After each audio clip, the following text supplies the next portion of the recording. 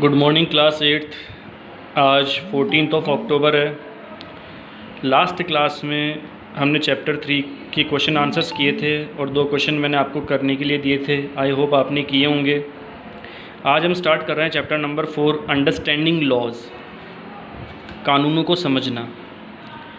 Do laws apply to all, क्या कानून सब पर अप्लाई होते हैं? Read the following situation and answer the questions that follow.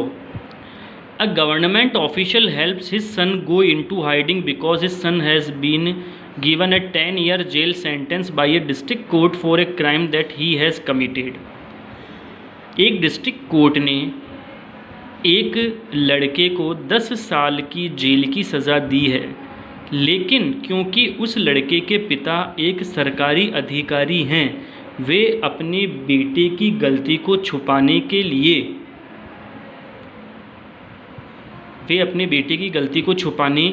लिए कुछ कार्य कर रहे हैं। Do you think the government officials actions were right? क्या आप ये सोचते हो कि ये जो गवर्नमेंट ऑफिसर है जिसके बेटे ने गलत कार्य किया है, वह गवर्नमेंट ऑफिसर भी सही कार्य कर रहा है?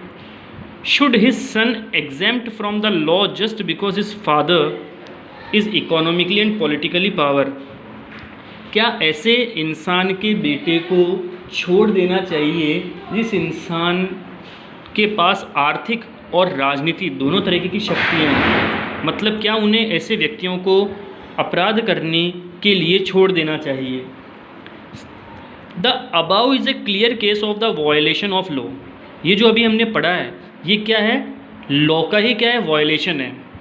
As you read in unit first, members of the constituent assembly were agreed there should be no arbitrary exercise of power in independent India।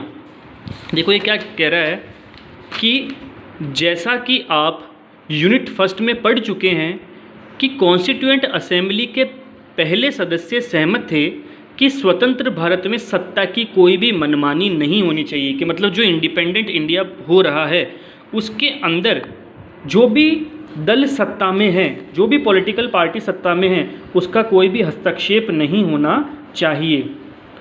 They therefore instituted several provisions in the constitution that would establish the rule of law.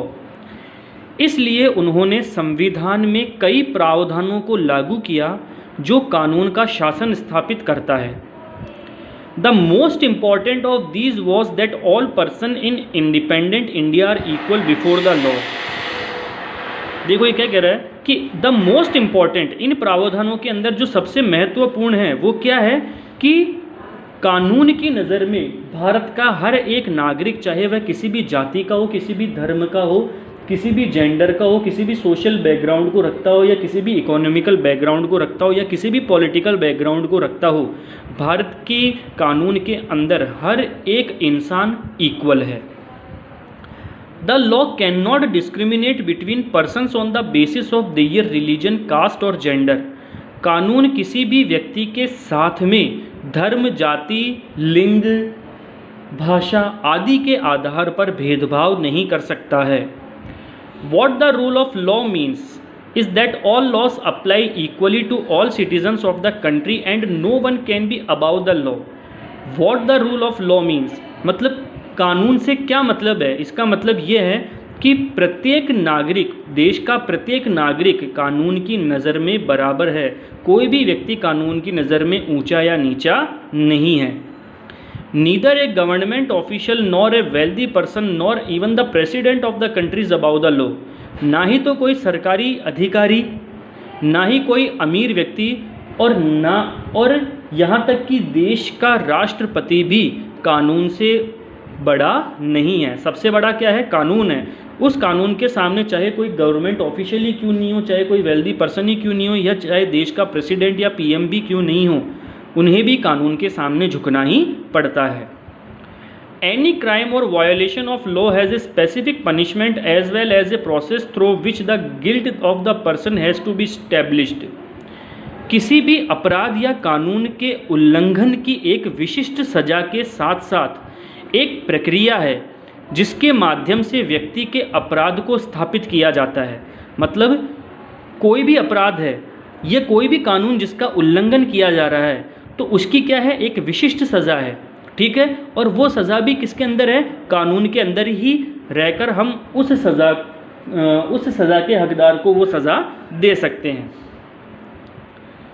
But was it always like this, लेकिन क्या हमेशा ऐसा ही होता है कि जिस व्यक्ति ने कोई गलत काम किया है उसको सज़ा मिली है? इन एंशियंट इंडिया, प्राचीन भारत में, there were innumerable and often overlapping local rules.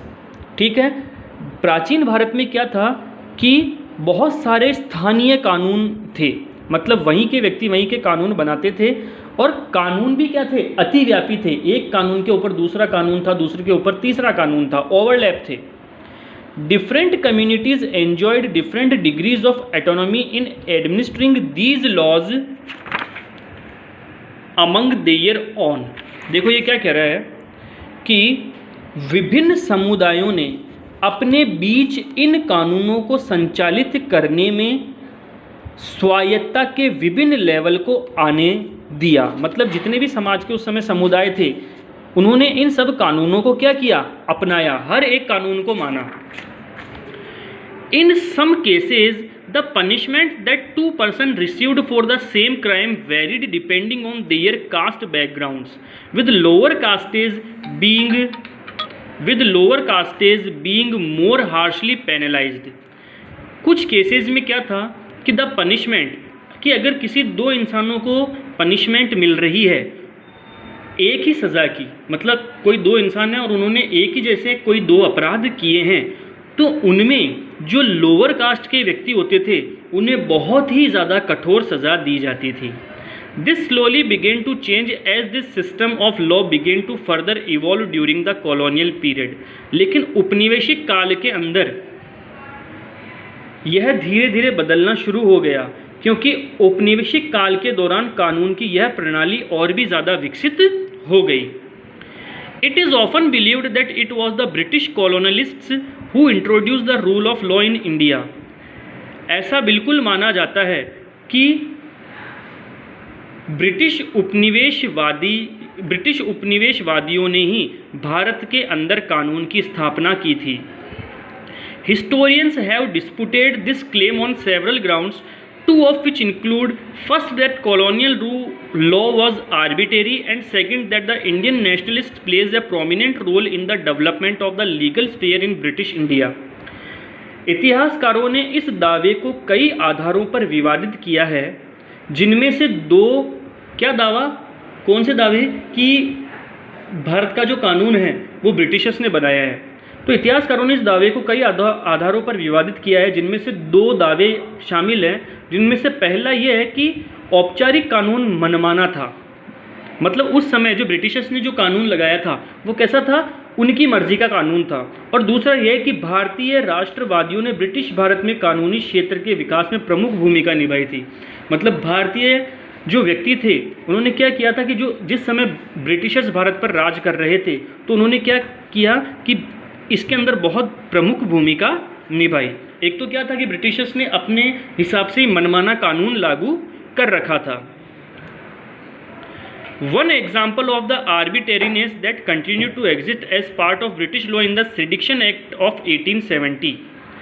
British law के हिस्से के रूप में जारी मनमानी कानून का एक उदाहरण सेडिक्शन एक्ट 1870 है। मतलब ब्रिटिशर्स ने क्या किया कि एक ऐसा एक्ट निकाला जो कि सेडिक्शन एक्ट 1870 कहलाया।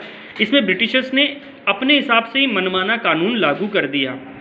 The idea of sedition was very broadly understood within this act. जब हम इस एक्ट को पढ़ेंगे तो ये लॉ हमारे को बहुत अच्छी तरीके से समझ में आएगा। Any person protesting or criticising the British government could be arrested without due trial. देखो ये सेडिक्शन एक्ट 1870 क्या है कि अगर कोई भी व्यक्ति ब्रिटिश गवर्नमेंट के खिलाफ विरोध करता है तो उसे बिना किसी ट्रायल के ही उसे अरेस्ट कर लिया जाता है। तो ये क्या था, सेडिक्शन एक्ट 1870। तो आज हम सिर्फ इतना ही पढ़ेंगे, बाकी का हम पढ़ेंगे कल।